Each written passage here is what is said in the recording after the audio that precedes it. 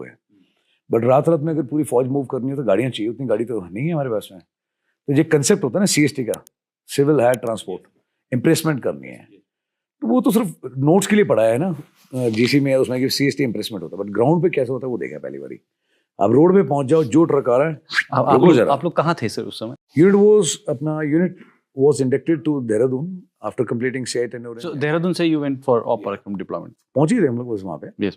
जो ट्रक आपको दिख गया रोड के ऊपर वो आपकी प्रॉपर्टी है। उसके बाद में चाहे वो कितना बड़ा बिजनेसमैन हो कंट्री का और कहीं का भी, जो सामान है चाहे उसमें सोना हो जो भी है, everything goes on the road and वो गाड़ी सीधा अंदर फौज के पास में।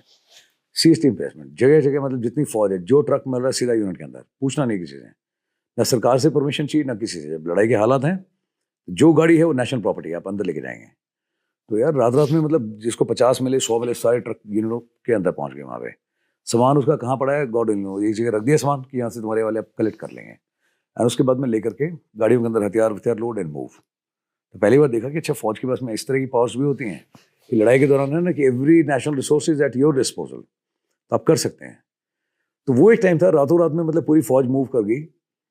एंड पहली बार लाइफ में देखा कि यार पता लगा कि जितनी कमी है, जब हम लोग करते हैं वैलिडेशन, जब रात रात में पूरी फौज को आप बोल दो मूव कर जाओ, and then you get to know कि अच्छा आपके पास में इतनी दिक्कत है, तो उस समय पता लगा आपके पास में टेंट नहीं है, आपके पास कंट्रोल स्टोर कमी है, माइन फील्ड्स नहीं है, आपके पास में क्लोथिंग और ये सब चीज़ें नहीं है, EDCM मिसाइल 2 चाहिए लेकिन नहीं है। बट रात रात में प्रोडक्शन भी शुरू हो गया, रात रात में मूवमेंट भी शुरू हो गया, है ना, स्टेबल लेबर भी आ गया, वहाँ पे लोग कलेक्ट करने के लिए पहुँच गए, मूव भी कर दिया। जब मूव किया था तो एम्बार्कमेंट जो स्टेशन होते हैं, भाई रेलवे स्टेशन तो एक ही है, राजस्थान में पहुंच रहे हो, कहीं पे पहुंच रहे हो, एक स्टेशन पे एक ट्रेन आएगी जाएगी, अनलोडिंग होगी, तो बहुत टाइम लगता है स्टेशन में।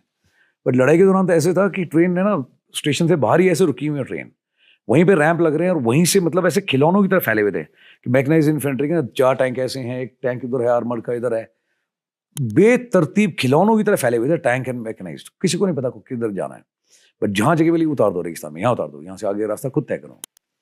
मैं खुद अपनी यूनिट में, because I got married and मैं यूनिट पहुंचा था, and same day I to है ना सेंड माय वाइफ बैक कि भाई ऐसा ऐसा सीन हो गया, you have to go back. तो उसको वापस भेजा, आधे रास्ते में छोड़ के वापस आया। तो she has been kind enough, he said कि okay you take 1 Gypsy and keep 1 Gorkha with you, 2 boys with you, and पहुंच जाना। 3 दिन तक मेरे को अपनी यूनिट नहीं मिली राजस्थान सेक्टर में।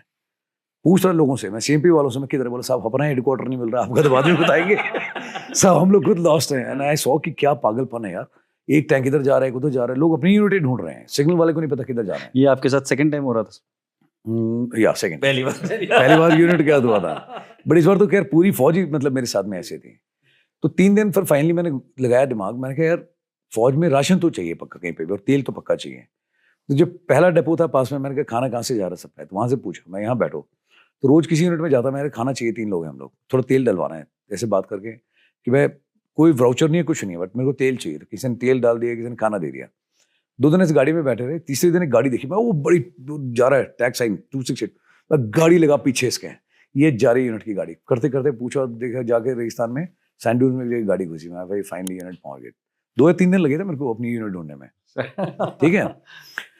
पहले 6 महीने तक पानी नहीं पीने के लिए, IGC कैनाल के साथ में वो रेत वाला है ना गंदा पानी आता था, थोड़ा कोयला डाल दिया, वही सिखलाई के हिसाब से थोड़ा कर दिया, एक आधा फिल्टर होता था यूनिट के अंदर, mud water people were drinking. उसके बाद में थोड़ा गुड़ खा लिया, थोड़ी फिटकरी डाल दी पानी बॉईल करके, ठीक है, बाद में थोड़ा गुड़ खा लो, सौंफ खा लो, that was the standard drill, ठीक है। राशन है, कभी आ रहा है कभी नहीं पहुंच रहा है, जैसे भी करके।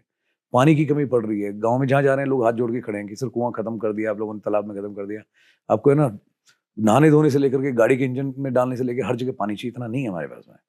तो हर महीने में उठा के टेंट इधर से उधर रहते थे हम लोगों ने। 4 सीजन देखे वहाँ पे, गर्मी देखी एक्सट्रीम, सर्दी देखी, बारिश देखी, सब देखा। टेंट में, एक टेंट में 3-3 ऑफिसर्स रह रहे थे, 4-4 ऑफिसर्स रह रहे थे। टॉयलेट के लिए मतलब you just had a tent में, मतलब यू आर गोइंग टॉयलेट है ना for 1 year, almost 1 year. And उस समय देखा FUP मार्किंग है पूरी सर्विस में। Have you done FUP marking? खुद बताओ मुझे, have you had some experience actual में लाइव करी है?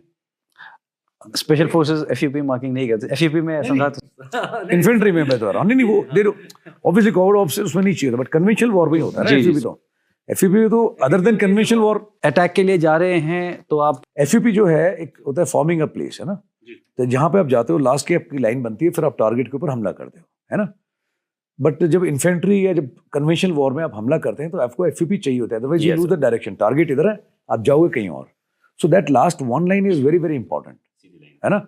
कि यहाँ पे अल्फा लगेगी इसके पीछे, ये प्लेटून आएगी इसके पीछे ही आएगा, एंड बहुत लिमिटेड टाइम होता है, दैट्स द क्रूशियल टाइम जहाँ सबसे ज़्यादा गोले आपके ऊपर आ रहे हैं।